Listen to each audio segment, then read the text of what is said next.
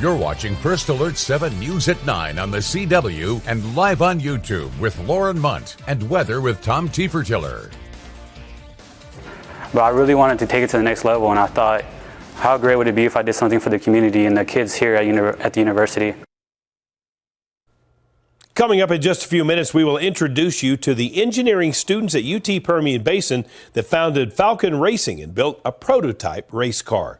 Good evening, and thanks for joining us here for First Alert 7 News at 9 on the CW. And thanks to those of you watching us on our First Alert 7 YouTube page. We start with a tragic story out of Odessa where a 22-year-old woman is facing capital murder charges after killing her own baby. On October 9th, Odessa police say they found a newborn infant dead in a toilet. The mother, 22-year-old Yelena Prado, was taken from the scene to the hospital. Investigators found the death of the newborn suspicious and ordered a full autopsy. Today, those autopsy results came back and revealed that the infant was born at full term, alive and breathing, and determined the cause of death to be asphyxia. Police issued a warrant and arrested Prado.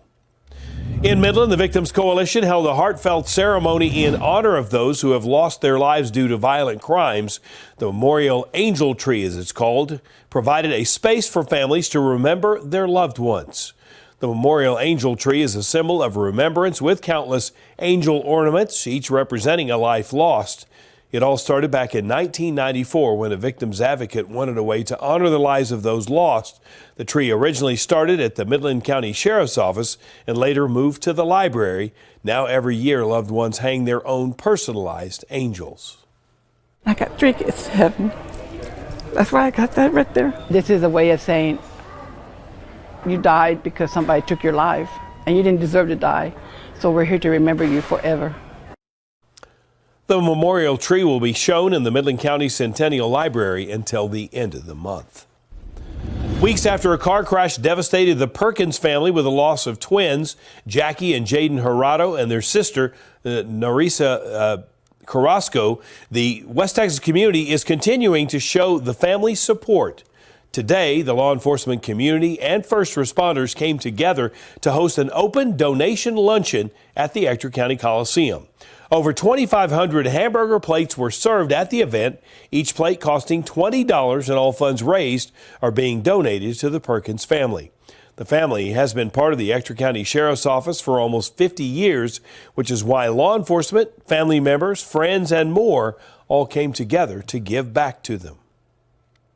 Heather is going to need all the love and support that she can get from our community, and she's been with the Sheriff's Department for 23 years. Her father served, I believe, for 37 years. So their family has been a part of our community and served and helped. So we just all need to come together and give back. If you are not able to attend today's luncheon, you can still donate in person at the Ector County Sheriff's Office. State Representative Brooks Landgraf is trying to get rid of the STAR test. Landgraf filed House Bill 221 for the upcoming legislative session. The bill calls the STAR exams unnecessary and would get rid of them, leaving only federally mandated tests. In a statement, Landgraf said by getting rid of the STAR test, schools will be able to focus more on college and career readiness. Turning now to the collegiate level, UT Permian Basin's Falcon Racing Formula SAE team unveiled a prototype race car today. Let's take a look. SAE stands for Society of Automotive Engineers. The Falcon Racing Formula SAE team's prototype is over 7.5 feet long. The end goal is to be able to race this car in the Formula SAE International Design Competition in Michigan. The founder of the Falcon Racing team says that this has helped him in his studies and he feels connected to the community. I've been way more passionate and way more interested in my studies since starting the program because, I have something to apply my skills and the stuff I learned in the classroom towards. We spent countless hours running simulations, doing CAD work on SolidWorks. Once we got past simulations and we were satisfied with the design, we went ahead and decided to make a mock model. The team custom made the parts using the prototype car as a 3D printer and with PVC pipes over the last 4 weeks, and that's just step one. We we just completed a mock chassis, which will help us to design suspension, to design where the wheels will go, how the motor will sit, how the person who's driving the car will lay inside the vehicle, and it is the essential starting point and foundation for the rest of the vehicle. The school says building this prototype car prepares these students for careers in engineering and motorsports. Pecos Barstow Toya ISD's career and technical education building is complete now. Take a look at some of the amazing photos that we have for you.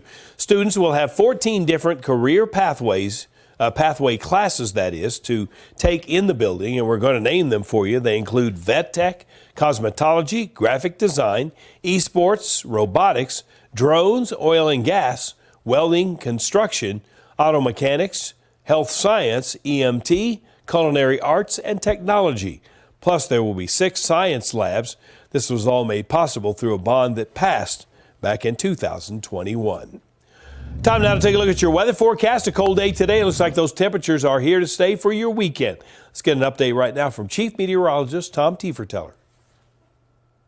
Well, it has been a cloudy, chilly day, and it looks like that's going to continue, but clouds should be on the decrease later on Saturday, as we're going to see a chilly start to your weekend and a milder Sunday in the forecast as west winds kick in and the storm system moves out. There's your first alert for this Friday. High temperatures today across the area, well, they were on the chilly side for many locations, usually around 60 for the afternoon high. Upper 40s is where we got up to out at the Midland National Air and Spaceport, also around Alpine at 48 degrees. Now, hourly temperatures this evening into the overnight hours are going to stay into the mid to lower 40s out there across the area. So it is going to be a cold one overnight tonight with the cloudy skies.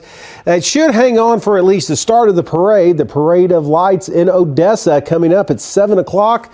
Kickoff time temperatures around 48 degrees. So have a jacket or coat ready to go. Tom, thanks. Tomorrow night marks an event that we here at First Alert 7 have been eagerly waiting for all year. It's the 29th annual Parade of Lights. Mary Kate, Tom, and I will all be there, and we hope that you will join us there as well. City of Odessa estimates 200 to 300 dazzling floats will be filling the street with holiday magic. These festive floats will travel from 23rd and Andrews Highway to 3rd Street, spreading cheer all along the way. This year, you'll spot the Odessa Police Department's Honor Guard leading the parade with bike patrol officers right beside them, and parade goers will even get to see Reagan, their police horse, joining the lineup. But with so much fun, law enforcement wants to remind everyone to be extra safe. Please don't throw candy or bracelets or anything like that that causes the kids to run into the street. We want to keep everybody safe. We ask the people attending the parade to be mindful of other people around them. Don't be running out into the middle of the street while the parade's coming down. If you're out there with your family, don't be drinking, driving. Just be safe out there. The Parade of Lights is set to illuminate downtown Odessa tomorrow night starting at 7. You can watch it on KWWT My 30. So if you're coming out in person, bundle up, get some hot cocoa, and get ready for an unforgettable evening. Here's your first alert on weekend plans for you if you're looking to do some service. A church in Midland is building beds to donate to children in need. You can see everything you need to know on your screen right now. It is happening tomorrow from 8:30 until noon at 4805 Gateway Street in Midland. The beds will then be built and then given to the nonprofit Sleep in Heavenly Peace. You can sign up at justserve.org. Get in the holiday spirit this weekend with an ornament workshop tomorrow afternoon from 1 to 3 at the Bush Family Home. The historic site will be helping families make a gingerbread man, Christmas tree ornament, and there will also be treats. Plus, you'll be able to see the Bush Family Home decorated for the holidays. Plus, the Odessa YMCA is welcoming everyone to their holiday-themed fundraiser tomorrow morning at the MCM Elegante. There will be games and activities, plus a photo op with the Grinch, Cindy Lou, and Max. All funds raised at the Breakfast with the Grinch event will be used for the YMCA's pre-K through third grade learning center. Tickets include breakfast and pictures. They cost $25. And if that's not enough to get into the holiday spirit, both Midland and Odessa will be hosting holiday parades. We mentioned to you earlier, the city of Odessa's Parade of Lights is happening this Saturday starting at 7 o'clock. And the city of Midland's parade will be happening on Saturday, December 14th, also at 7 p.m. If you can't make it out to see all of the festivities in person, don't worry. You can watch those parades live on KWWT My 30. The Arts Council of Midland is having a garage sale, and you're invited. It's happening at 802 South Main Street in Midland and starts from 8 until noon. It'll have all garage sale items from furniture to kitchen items to holiday decor. Plus, all the money made from the sale will help with the restoration of the Scarborough-Lineberry buildings. The average price for a gallon of gas is nearing is nearing 3-year lows, I should say. That's according to AAA. Gas prices have plunged to $3.03 a gallon. The last time the national average was below $3 was in May of 2021. According to AAA, 32 states have already dropped below $3.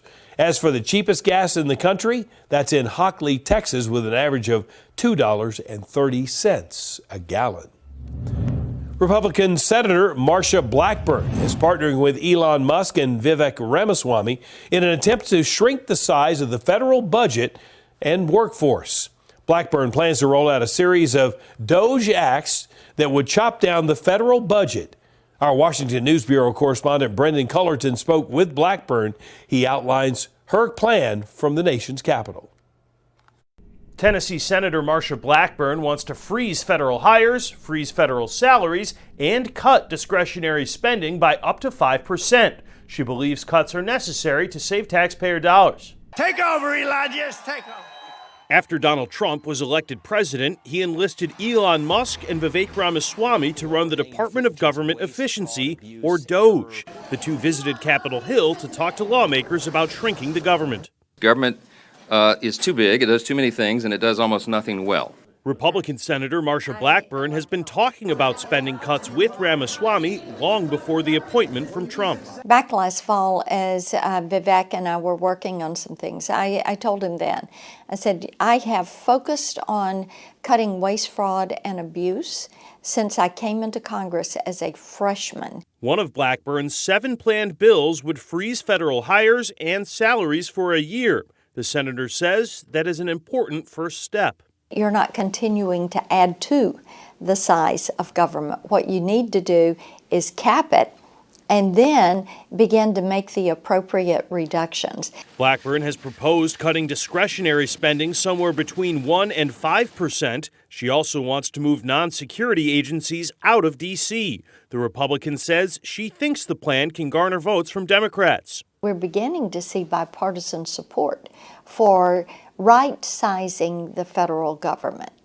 Democrats say Republicans have a small House majority, so most likely any laws will require Democrat votes. We want a federal government that is effective and efficient and equitable. And to the extent the other side of the aisle shares that objective, which is what is right for the American people, then we'll see if there's common ground that's possible. Blackburn's proposed cuts contain protections for both defense and national security spending. In Washington, I'm Brendan Cullerton. Coming up, a serial killer has been sentenced to die and a Texas woman arrested for intent to distribute marijuana in the United Kingdom. The story is coming up.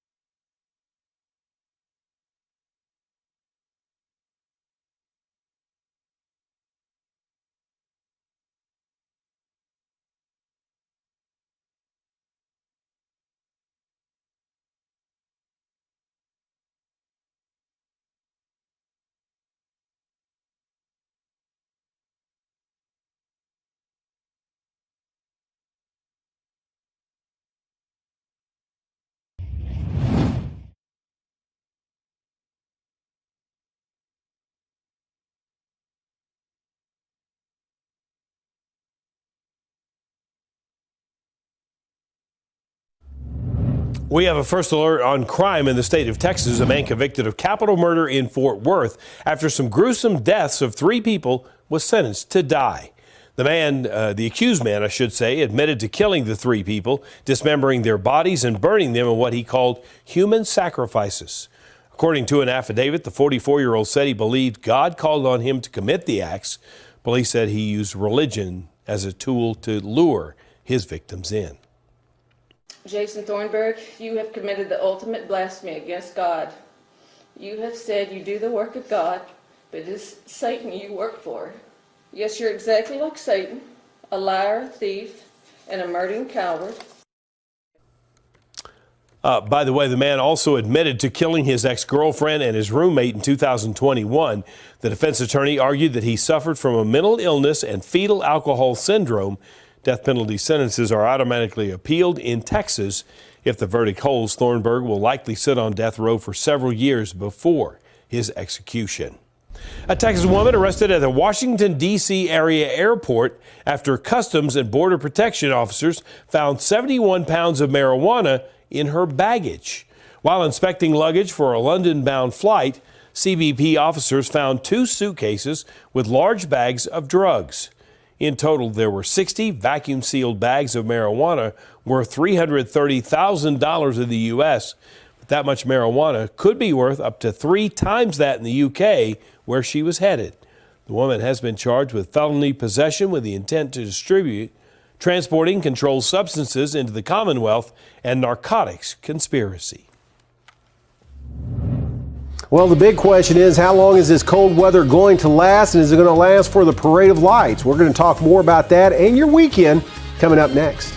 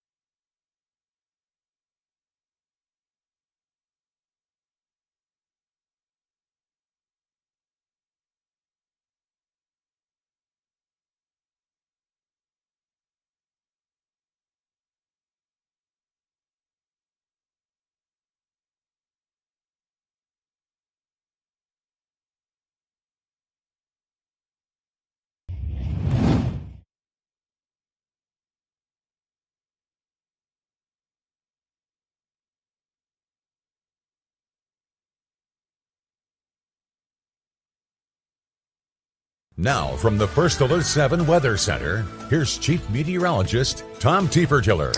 Well, we are looking at some chilly conditions out there across the area. We're waiting on this upper-level storm system to move across. That'll happen overnight tonight, so it's going to keep the clouds in place. You can see it on the weather makers. This really defines the storm systems for us. And we have that system back out here across portions of Arizona and New Mexico into northern Mexico. There's a good southwesterly flow right across West Texas in the upper level, so that's sending disturbances across and may put a couple more showers in the forecast overnight tonight. But this system finally starting to move across, and we'll see things start to clear out as we move in towards the next 24 hours or so. Bulk of the rain today has really shifted over towards portions of central into East Texas and down towards deep South Texas. Some rainy, drizzly conditions, mainly dry with not much in the way of rain across West Texas as we're looking at plenty of clouds, and they're going to stay thick overnight tonight as temperatures across the state today. Some of the chilliest stuff was back here across the western half of the state with temperatures in Lubbock and the Midland, Odessa area into the upper 40s. 53 in El Paso is where we topped out at today, and most of the state looking at some cooler conditions this afternoon. Now, the futurecast is showing that, well, the clouds are going to hang on into the early part of the overnight hours. We're going to see another disturbance start to roll in by the early morning hours. A couple of showers associated with it moving across, but should start to clear out later on in the morning. We'll hang on to the clouds until later on in the day. We're going to see that start to clear out of the area. So it looks like some nice but cold conditions again for the Parade of Lights across the area and everything else you got going on holiday-wise here. Sunday is going to be a great day to get out there, last-minute decorating, shopping, everything else, as we're going to see a west wind kick in, sunny skies, and milder temperatures on the way. So for the rest of tonight, we're going to drop down to the upper 30s to near 40 degrees with some clouds and occasional showers, some light rain in the forecast. And then for tomorrow, we'll see temperatures into the upper 40s to near 50 with some clearing later on in the day as we start to pick up more of a southeast to south wind. That'll come around to the west and be rather gusty coming up on Sunday as we'll see those temperatures warm up into the mid to even upper 60s by the start of next week. But another cold front's in the offing for Tuesday, and that's going to bring some of this winter chill back to our forecast, and it looks like a hard freeze by Wednesday morning.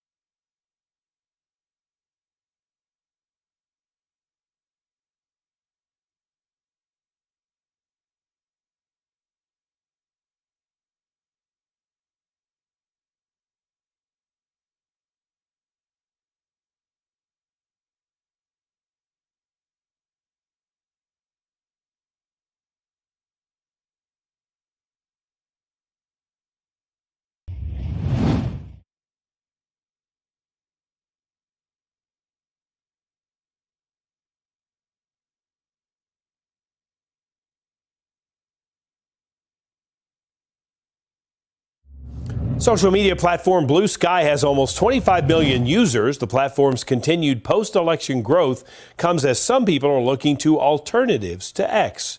When Elon Musk bought Twitter in 2022 and renamed it X, other platforms tried to attract users looking to leave the site.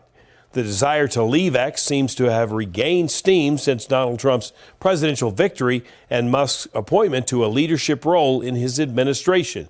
Meanwhile, Blue Sky has enjoyed droves of new signups. It had 24.3 million users as of Thursday. That's roughly 10 million additional users since Election Day. Still ahead, Beyonce can add another accolade to her career. We'll tell you what it is and how she got it up next.